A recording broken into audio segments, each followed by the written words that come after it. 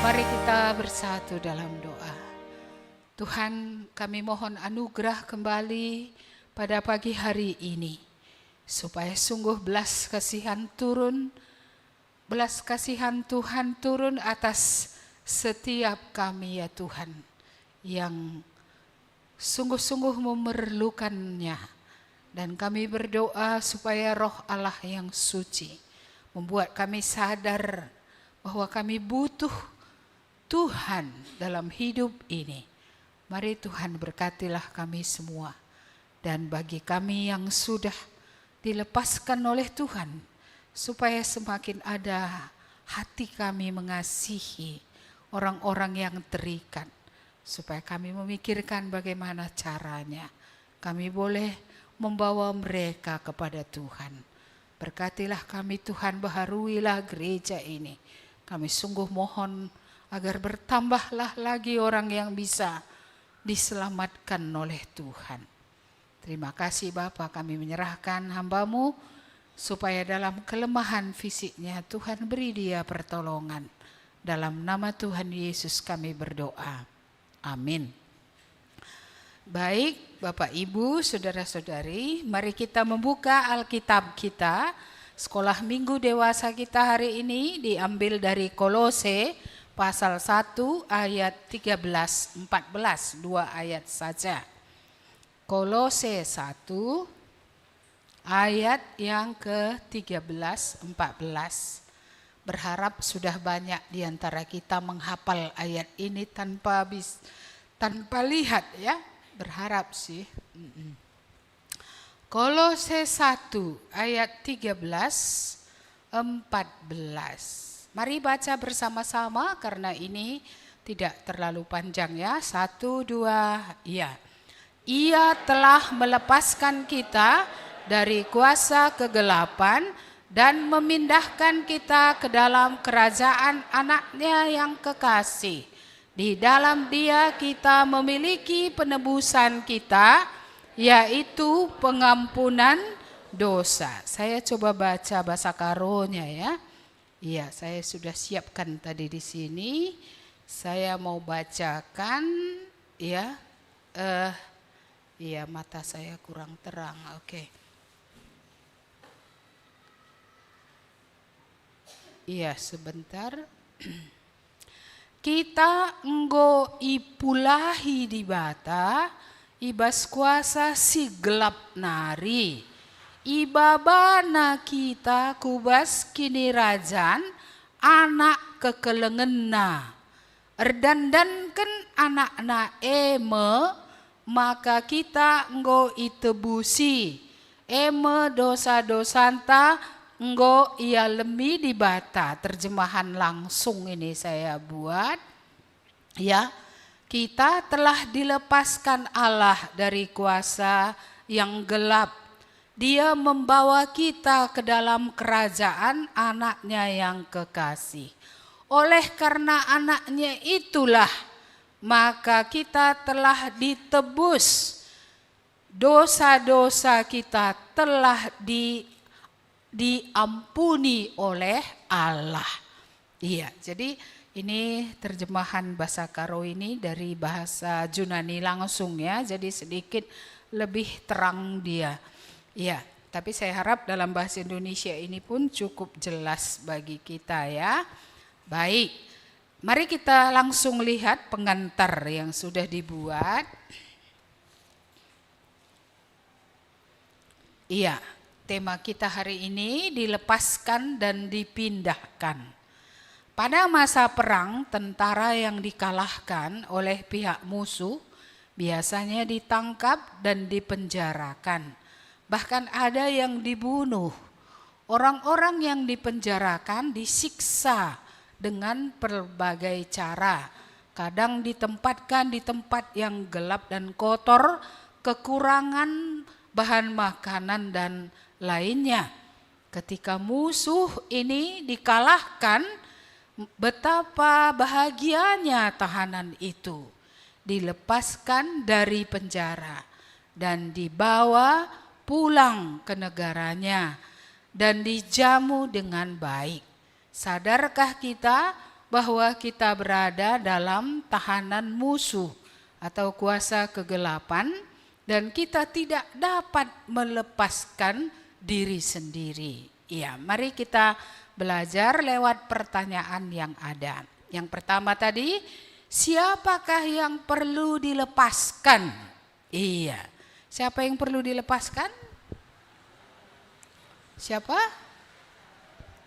Iya, dalam ayat 13 ini siapa yang perlu dilepaskan? Iya, kita itu siapa? Hah? Tetangga? Iya, kalau dulu orang Kolose ini membaca ini, kita berarti mereka, orang Kolose. Kalau sekarang kita membaca ini berarti kita. Iya, orang Kolose dulu memangnya terikat pada apa ya? Ada yang tahu? Iya, mari kita lihat dari ayat yang pasal 2, ayat yang ke-8. Iya, ini yang menjadi ikatan dalam hidup orang Kolose ya. Ayat 8. Iya, hati-hatilah supaya jangan ada yang menawan kamu dengan filsafatnya yang kosong dan palsu menurut ajaran turun-temurun dan roh-roh dunia, tetapi tidak menurut Kristus. Iya, jadi berarti di kota Kolose ini banyak orang pintar. Mereka semua berfilsafat ya. Dan filsafatnya ini kosong, bukan filsafat yang berisi, yang berarti dan berguna. Iya, dan apa yang terjadi pada mereka, mereka mewarisi juga ajaran turun-temurun. Berarti ini dari nenek moyang turun ke bawah. Iya, dan juga mereka dikuasai oleh roh-roh dunia, tidak menurut Kristus. Jadi roh-roh dunia bekerja. Berarti kita tidak heran penyembahan berhala, hedonisme, filsafat ya. Ini yang yang merajalela di tengah kota Kolose ini. Inilah domain darkness ya. Inilah kerajaan kegelapan. Iya. Kerajaan kegelapan di sana itu masuk lewat jalur filsafat ya, yang kosong dan palsu. Masuk lewat ajaran turun-temurun dari nenek moyang. Masuk dari pengajaran-pengajaran dari dunia. Ya, ini yang bekerja di sana. Ya, jadi mereka perlu dilepaskan dari sini. Mari kita lihat beberapa ayat lagi. Ayat 11. Dalam Dia kamu telah disunat, bukan dengan sunat yang dilakukan manusia, tetapi dengan sunat Kristus yang terdiri dari penanggalan akan tubuh yang berdosa. Selain tadi kegelapan bekerja lewat filsafat dan lainnya, kegelapan juga bekerja lewat sunat, lewat legalisme ya, lewat ajaran yang sudah ada dari dulu, sehingga sulit kali mereka masuk kepada keselamatan. Iya, kami sudah disunat, kami nggak perlu keselamatan. Padahal sunat mereka hanya sunat kerat-katan dagingnya, tapi bukan sunat hati, bukan hati yang disunat lalu dia kepada Tuhan seperti itu ya, bukan. Tapi sunat yang lahiriah yang sudah diterima dari sejak dahulu menjadi ajaran yang turun-temurun dari Judaisme ya, sejak zaman Musa. Yang ke-18, 19. Janganlah kamu biarkan kemenanganmu digagalkan oleh orang yang berpura-pura merendahkan diri dan beribadah kepada malaikat, serta berkanjang pada penglihatan dan tanpa alasan membesar-besarkan diri oleh pikirannya yang duniawi. Jadi ini sampai ada yang beribadah kepada malaikat. Iya, sampai mereka apa namanya ya, iya, sampai mereka bergantung kepada penglihatan, iya, dan mereka akhirnya membesarkan diri. Jadi apa yang penyembahan yang mereka lakukan itu sentralnya sebenarnya adalah kemuliaan dirinya sendiri. Iya, dan juga di sini dikatakan pikiran yang duniawi. Jadi inilah apa yang terjadi di tengah kota Kolose. Satu lagi, ayat 20. Apabila kamu telah mati bersama-sama dengan Kristus dan bebas dari roh-roh dunia, mengapa kamu menaklukkan diri pada rupa-rupa peraturan, seolah-olah kamu masih hidup di dunia? Jangan jamah ini, jangan kecap ini, jangan sentuh ini. Semuanya itu hanya mengenai barang yang binasa oleh pemakaian dan hanya menurut perintah dan ajaran-ajaran manusia. Peraturan-peraturan ini walaupun nampaknya penuh hikmat dengan ibadah buatan sendiri seperti merendahkan diri, menyiksa diri, tidak ada gunanya selain untuk memuaskan hidup duniawi. Iya, jadi inilah ya peraturan-peraturan dari dunia. Tapi sebenarnya ya itu semua ya tidak artinya tidak benar gitu ya. Itu tidak mungkin akan menyelamatkan. Itu buatan manusia. Iya, bukan di zaman Kolose saja ada aturan-aturan ya. Iya, maka kita pun pada zaman kita ini banyak juga aturan-aturan yang dibuat oleh manusia, bukan oleh karena perkataan Allah. Iya, apa aturannya itu? Ya banyaklah di tengah adat kita, apa aturan-aturan yang diturunkan oleh nenek moyang itu. Seolah-olah kalau enggak diambur beras itu enggak bisa turun berkat Tuhan. Padahal beras ya untuk dimakan biar kenyang ya kan. Bukan untuk membuat orang tahan rohnya gitu ya. Sehingga tidak bisa lagi dijamah kuasa kegelapan. Jadi banyak aturan-aturan. Bahkan di gereja masih ada juga aturan-aturan. Ya enggak boleh ya apa namanya makan saksang yang berdarah, yang pakai apa bisa, pakai apa namanya itu, pakai kelapa atau bumbu lain itu boleh gitu ya. Jadi masih banyak juga kadang warisan-warisan yang lama masuk ke tengah kekristenan, dan warisan-warisan lama ini belum dibersihkan. Iya, sunat tadi bagi mereka. Kalau bukan sunat rasanya memang enggak bisa dekat dengan Allah. Gitu ya. Padahal sunat pada waktu pertama adalah supaya menjadi tanda mereka berbeda dari yang lain. Tapi sebenarnya tanda itu merujuk kepada mereka adalah milik Tuhan karena ya mereka sudah disunat. Tetapi akhirnya sunat menjadi sebuah kebanggaan saja. Bukan lagi merujuk kepada ini milik Tuhan dan harus hidup berbeda. Harus menyembah Tuhan, harus melakukan apa yang Tuhan katakan. Mari kita renungkan ya. Kita ini sadar enggak bahwa ada ya kita juga berada di kerajaan kegelapan ini.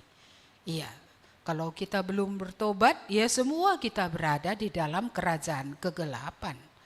Iya, filsafat nenek moyang tadi, ajaran turun-temurun tadi, apa kata dunia tadi, itu semua juga yang berkuasa di kerajaan kegelapan itu. Sehingga sering, ya Tuhan tidak punya tempat, tapi semua yang lain punya tempat. Iya. Jadi hari ini harus kita renungkan. Kita ini sebenarnya di kerajaan siapa? Di kerajaan Allah kah kita?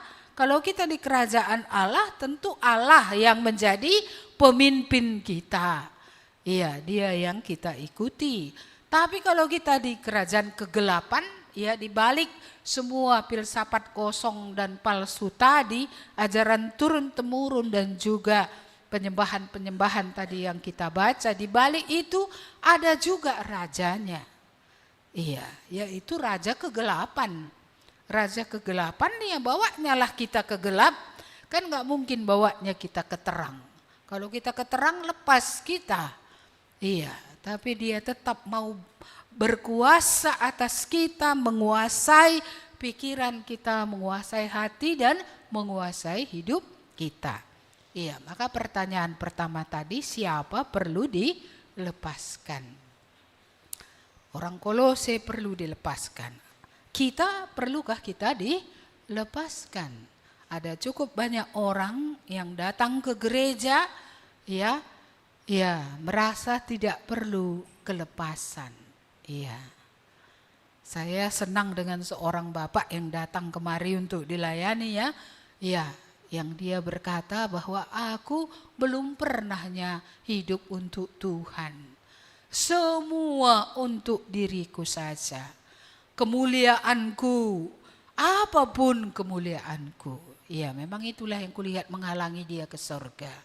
Kemuliaannya, dia berbuat baik untuk kemuliaannya, dia beribadah untuk kemuliaannya, dia ikut pelayanan kemuliaannya juga, semua kemuliaannya. Tapi kalau orang sudah bisa sadar, aku ini belum pernahnya hidup untuk Tuhan gitu ya, itu sudah anugerah besar, satu langkah dulu itu.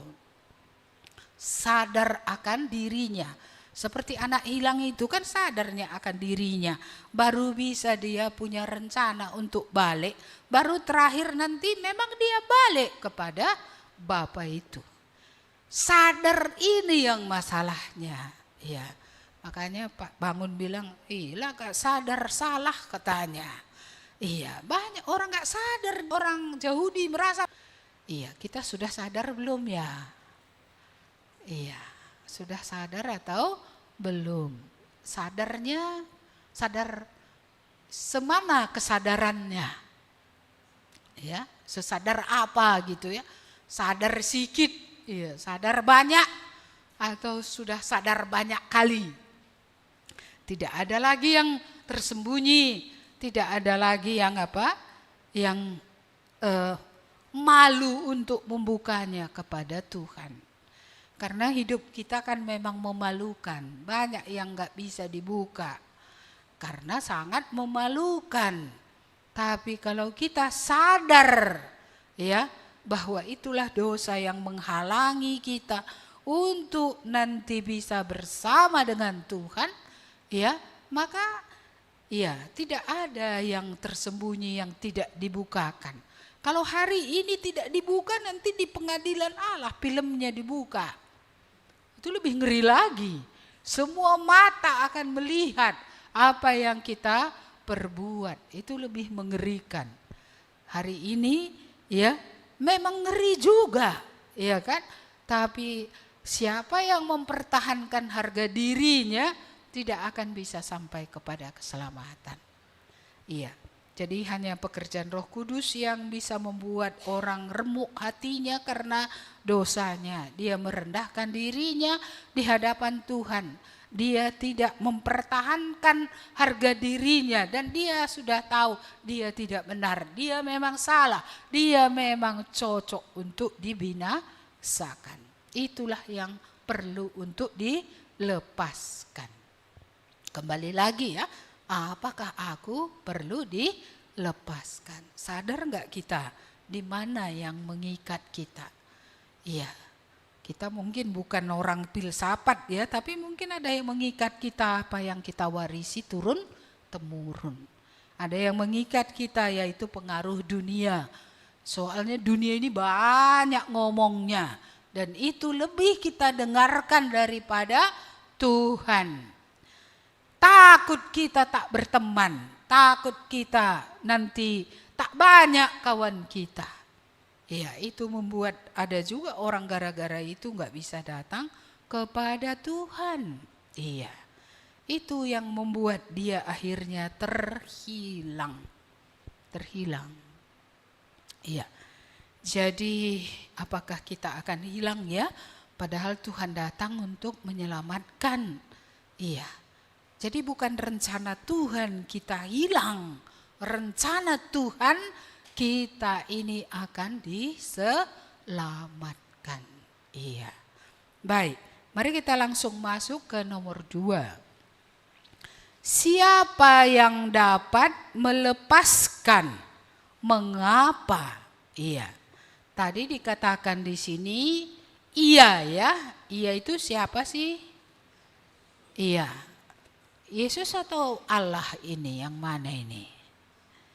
Iya. Kalau kita melihat pada ayat 3, kami selalu mengucap syukur kepada Allah, Bapa Tuhan kita Yesus Kristus. Iya, jadi ini berbicara tentang Allah yang melepaskan kita ya, dan dari kuasa kegelapan dan memindahkan kita ke kerajaan anaknya. Ini kan berbicara tentang kerajaan anaknya, kerajaan Yesus. Iya, jadi Allah yang melepaskan, bukan pendeta. Karena kan banyak orang salah. Iya, apa namanya?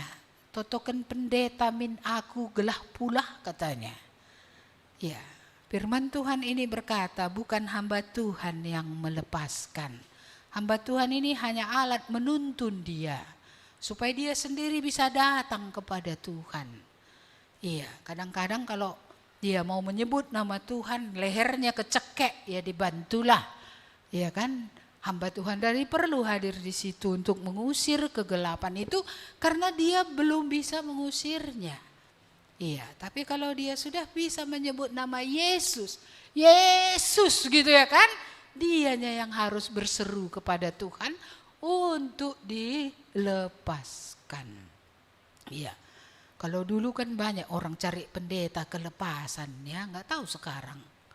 Apa masih ada juga orang cari pendeta untuk melepaskan. Siapa yang melepaskan? Allah sendiri. Tapi kalau ketika kamu datang sama Tuhan mau dicekek kamu, cocoklah panggil orang percaya lain. Nggak harus pendeta juga. Asal orang percaya, asal betul dia percaya. Percaya yang betul, bukan percaya yang main-main, yang setengah-setengah.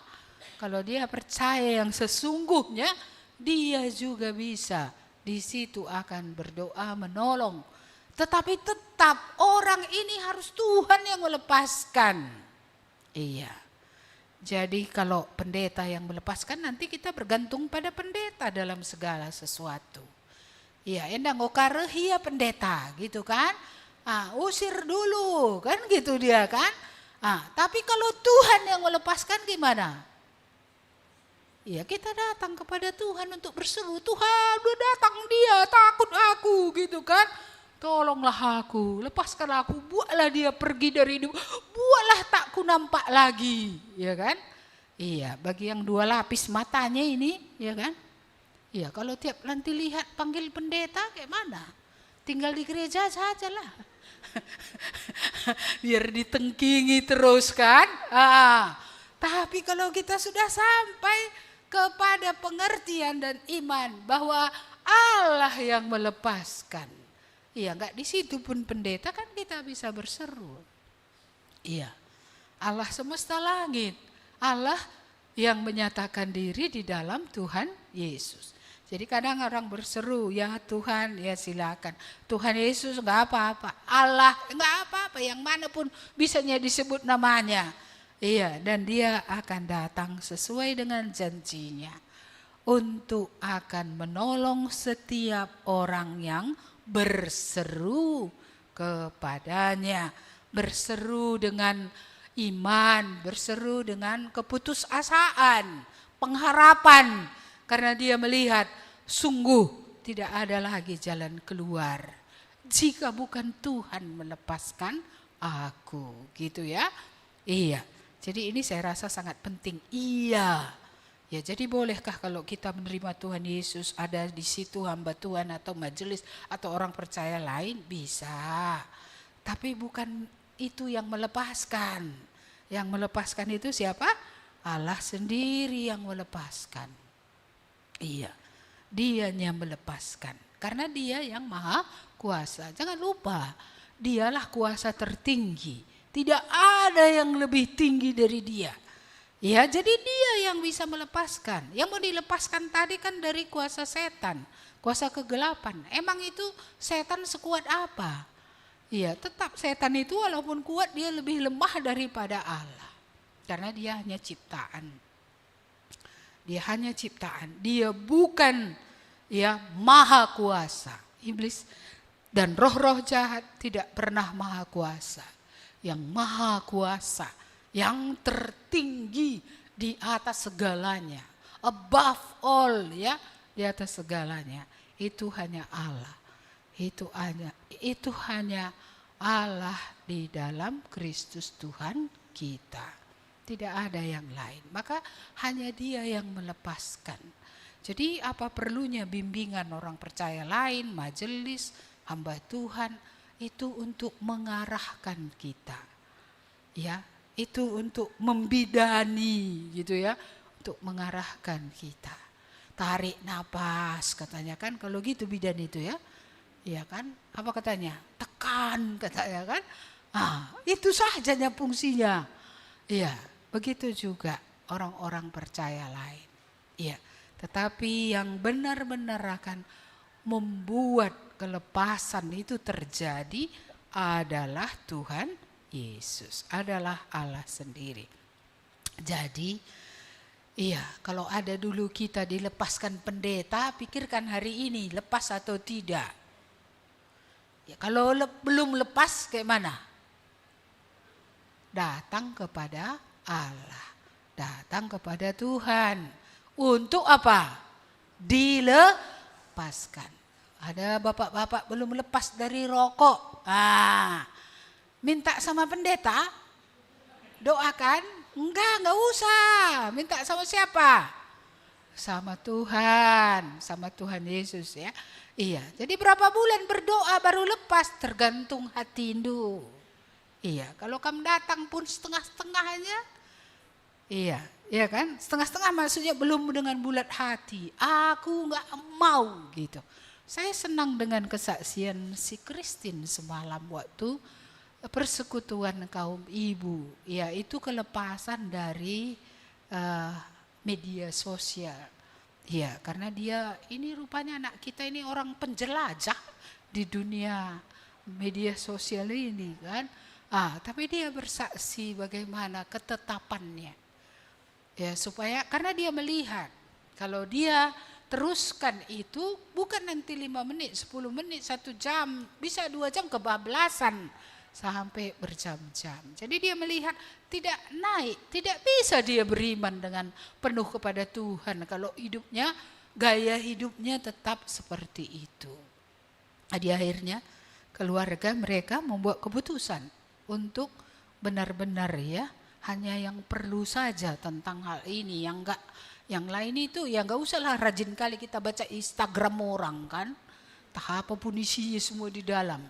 Mulai dari masak, mulai dari gambar, mulai dari segala macam lah.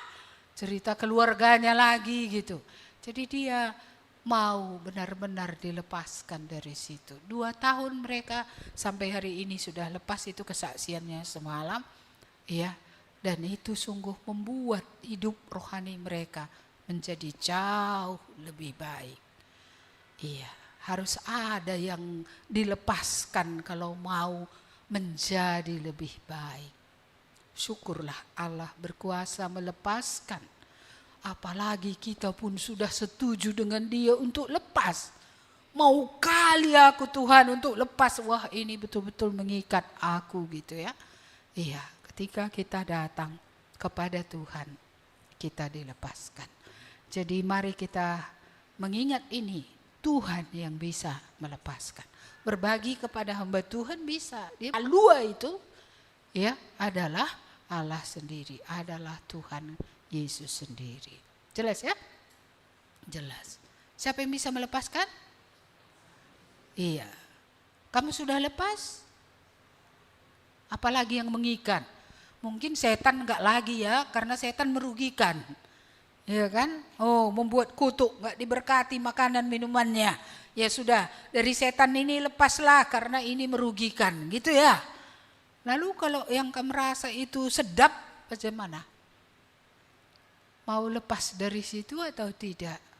Iya, ini saya rasa perlu ya. Iya. Banyak orang tidak mau lepas karena enak rasanya.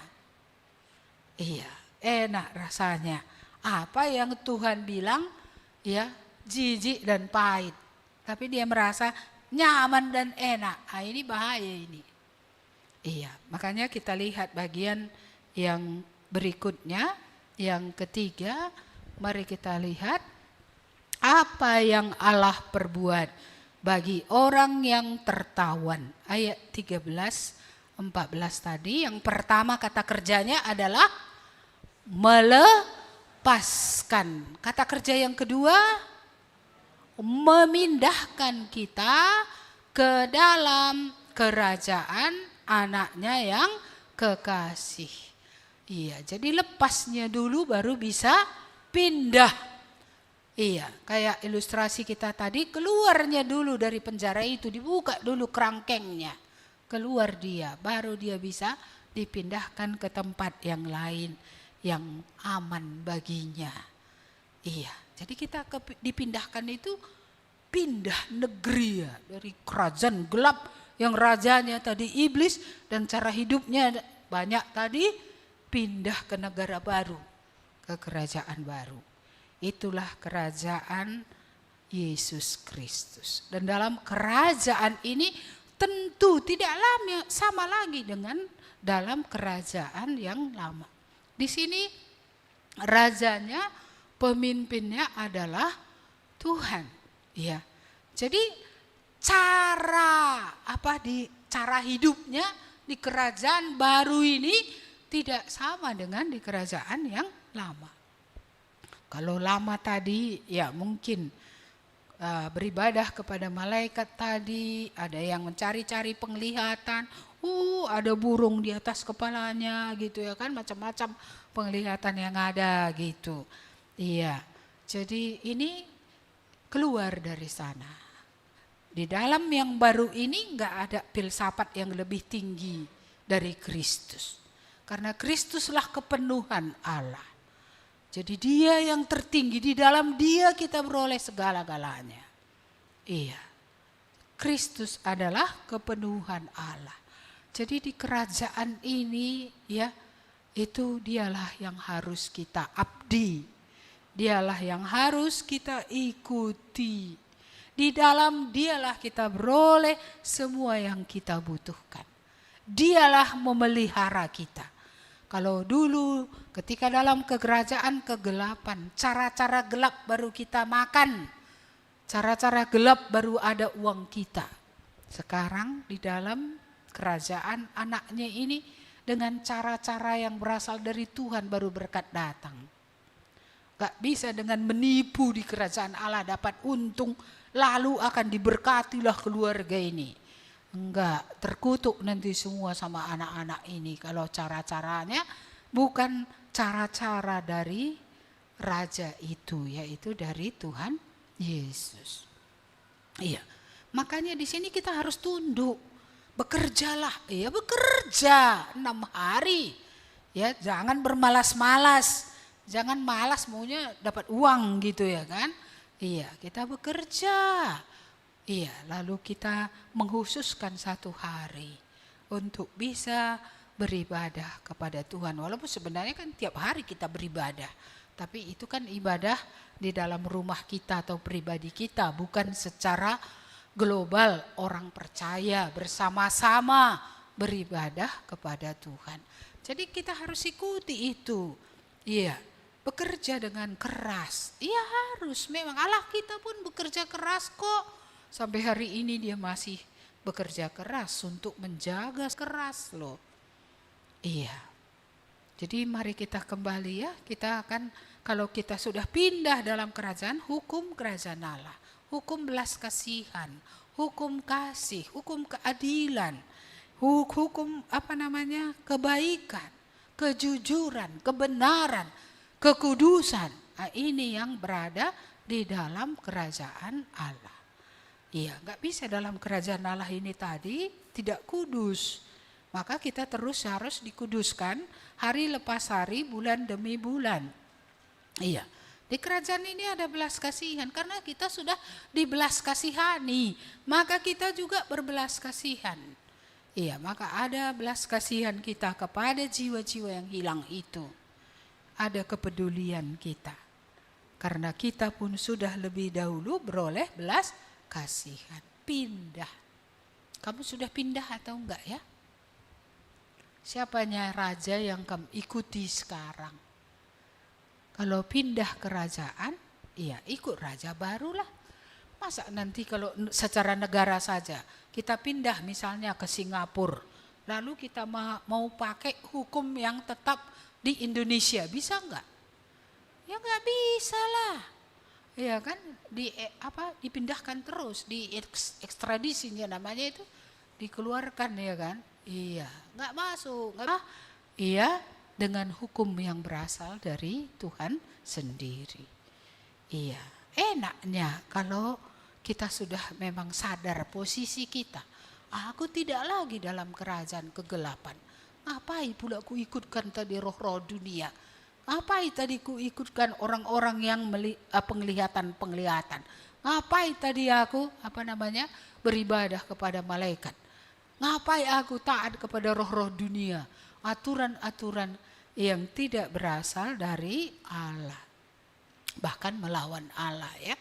Iya, jadi kita melihat di sini suatu perubahan yang radikal. Karena Tuhan bukan melepaskan saja. Ya kalau sudah diampuni dosanya, jalan dia suka-sukanya. Wah, ini gimana ini? Nggak bertobat kamu? Nggak. Uga ada geluh nundai. Uga teku bagi. Kayak mana aku mau? Kayak gitulah aku hidup. Ku neraka nge kami karya di bagi. Iya, nggak bisa ke surga ini. Iya, karena Raja baru kita mengajari kita bagaimana kita hidup di bumi seperti di surga. Jadi mulai dari bumi ini kita hidup sebagaimana yang Tuhan inginkan. Sekali lagi, kamu di kerajaan yang mana? Karena hanya ada dua kerajaan. Kerajaan gelap tadi satu lagi apa? Kerajaan anaknya yang kekasih, kerajaan terang. Iya, gimana? Di mana kami ini? Tengah-tengah enggak ada. Aku sini pun enggak, Bu, sini pun enggak ada. Kalau yang tidak berada di kerajaan anaknya, berarti dia berada di kerajaan kegelapan. Berarti bapaknya masih iblis. Masih itu yang akan mempengaruhi hidupnya. Ya, dalam cara pikirnya, dalam tujuannya, dalam perilakunya masih melayani iblis. Tapi kalau kita sudah berada dalam kerajaan anaknya yang kekasih, ya, maka kita akan dipimpin oleh anaknya itu. Bagaimana kita harus hidup, kemana tujuan kita, kemana arah hidupku ini setelah ditebus dan diampuni ini, kemana? Iya, karena di dalam Yesus tadi ya kita ditebus. Ditebus ini kan istilah gadai ya. Biasanya kalau gadaikan handphone tebus, bayar. Kita sudah tergadai di bawah kuasa iblis. Tidak ada yang bisa melepaskan kita, menebus kita. Tidak ada selain Allah sendiri, selain Tuhan Yesus. Tidak ada yang lain. Iya, jadi jangan lupa dulunya kita tergadai. Mau dilempar ke sini, mau ke sini, karena barang gadaian.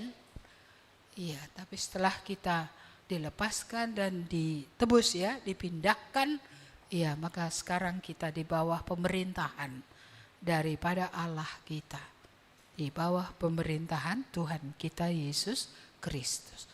Jadi orang-orang yang dalam kerajaan Allah ini orang yang ditebus. Orang yang dalam kerajaan Allah ini orang yang sudah tadi diampuni dosanya. Orang yang di kerajaan Allah ini harus sadar dia sudah pindah. Iya, karena kalau nggak ada kesadarannya kan berarti belumnya itu masih masih tetapnya dia di kerajaan gelap itu. Baik, mari kita lihat. Waktu kita habis pertanyaan aplikasi.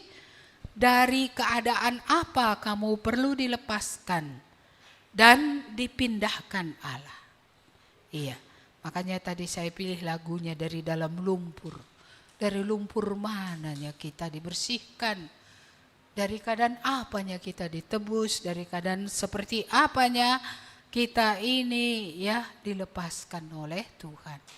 Ingat, tidak hanya lepas untuk jalan sendiri, lepas untuk pindah, mirip kayak bangsa Israel, lepas dari Mesir, tapi harus sampai kepada Tuhan, dituntun Tuhan, kemanapun Tuhan mau. Ya, mereka harus berjalan bersama Tuhan, melewati gurun, melewati segala yang harus dilewati, tapi tidak lagi sendiri, karena ada rajanya tadi, ada Tuhan di situ yang akan memimpin, mengarahkan, mengingatkan, menghibur, memberi supply, ya, semua berasal dari Tuhan sendiri. Dari mana kamu perlu dilepaskan? Masih ada terikat, bahkan yang sudah bertobat ini siapa tahu masih ada sebelah kakinya masih di samping sana gitu ya kan, perlu dilepaskan ini atau dipotong aja ya, iya kan? Iya, kita perlu dilepaskan oleh Tuhan. Pindah itu pindah jangan setengah-setengah. Pindah itu pindah total. Iya, kalau enggak pindah total ini susah ini. Iya kan? Enggak lepas dari pacar lama, mau bersama pacar baru. Jadi gimana? Iya, lebih seringnya dengan pacar lamaku dengan pacar baruku. Sekali-sekali lah aku ke pacar lamaku. Kurasa ini enggak bisa langgeng ini. Iya, ini bakal putus. Mengapa? Karena hatinya mendua. Hatinya tidak sepenuh hati. Bisakah kamu menyaksikan perbuatan Allah dalam hidupmu sehingga sekarang kamu aman dalam perlindungannya? Maksudnya bagaimana Tuhan tadi sudah melepaskan dari kehidupan yang lama tadi dan sudah pindah sekarang dalam kerajaan yang baru. Sebenarnya dalam kerajaan baru ini kan aman ya. Rajanya berkuasa, Tuhan Yesus. Rajanya penuh kasih. Rajanya baik. Rajanya berkemurahan. Emang apa yang kurang? Coba. Kenapa kita nggak merasa safe kalau kita bisa taat, kita bisa berjalan bersama-sama dengan Tuhan? Itulah tempat yang paling safe di bumi ini. Ya, bersama Tuhan di kerajaan Tuhan. Kerajaannya yang di bumi, kita dihiburkan, di situnya kita dikuatkan, diberi jalan keluar, diberikan apa yang kita perlu untuk hidup memuliakan Dia di sini semuanya. Iya, jadi kalau pindah kerajaan kamu masih mendapat dari sana lagi, itu udah nggak betul lagi. Iya, makanya mari ya kita belajar. Lewat belajar ini mari kita, kalau memang udah pindah cara hidup yang baru itulah, ya ikutilah Raja kita yang baru, yaitu Yesus yang menebus tadi kita, ya dari tempat gadaian, ya Dia yang mengampuni dosa-dosa kita. Ayat hafalan kita, mari baca bersama-sama 1, 2, ya. Ia telah melucuti pemerintah-pemerintah dan penguasa-penguasa dan menjadikan mereka tontonan umum dalam kemenangannya atas mereka. Mari kita berdoa. Betapa luar biasa ya Tuhan, Engkau adalah Allah sang pemenang. Engkau sendiri sudah mengalahkan segala kuasa, segala pemerintah-pemerintah, segala kuasa-kuasa. Di dunia kegelapan tidak ada yang tidak ditaklukkan oleh Tuhan. Bahkan Tuhan sudah menjadikannya tontonan ketika Kristus mati di kayu salib. Sehingga kuasa kegelapan itu kami mengerti tidak berkuasa. Tetapi Engkaulah Allah sang pemenang itu yang berkuasa. Baik atas kuasa gelap, baik atas kuasa-kuasa dunia ini, baik atas kuasa kematian, Engkau telah menang. Terima kasih Tuhan untuk apa yang Engkau kerjakan. Engkau mencari manusia untuk diselamatkan. Engkau berkuasa melepaskan entah keterikatan seperti apapun, entah lumpur seperti apapun yang sudah mengotori, mengikat, membuat diperbudak dan dijajah. Engkaulah Allah yang berkuasa untuk melepaskan. Dan Engkau bukan saja melepaskan, Engkau memindahkan ke dalam kerajaan anakmu yang kekasih, ke dalam kerajaan Yesus. Oleh karena di dalam Yesus inilah kami bisa dibersihkan. Di dalam Yesus inilah kami bisa ditebus dari kuasa-kuasa kegelapan, dari dosa-dosa kami. Terima kasih Tuhan bahwa Engkau bukan melepaskan saja. Engkau tidak biarkan kami sendirian. Engkau masukkan kami ke dalam kerajaan-Mu supaya Engkau menuntun dan memimpin hidup kami. Kiranya Roh-Mu bekerja supaya setiap kami menguji diri. Benarkah kami sudah lepas dan sudah pindah ke dalam kerajaan Allah? Apakah kami mendengar suara Tuhan kami berbicara menuntun kami tiap hari, mengajari kami, membersihkan kami, meluruskan hidup ini, bahkan menyuruh kami mengerjakan hal-hal yang berkenan kepada Tuhan. Terima kasih Tuhan, kami menyerahkan setiap kami ke dalam tangan-Mu. Kiranya Roh Kudus akan bekerja supaya kami menguji diri. Benarkah kami sudah pindah kerajaan? Supaya kalau kami sudah pindah, kami tahu siapa yang harus kami ikuti dan kami abdi selama kami hidup di dunia ini. Terpujilah Engkau Allah kami, dalam nama Yesus kami berdoa dan bersyukur. Amin.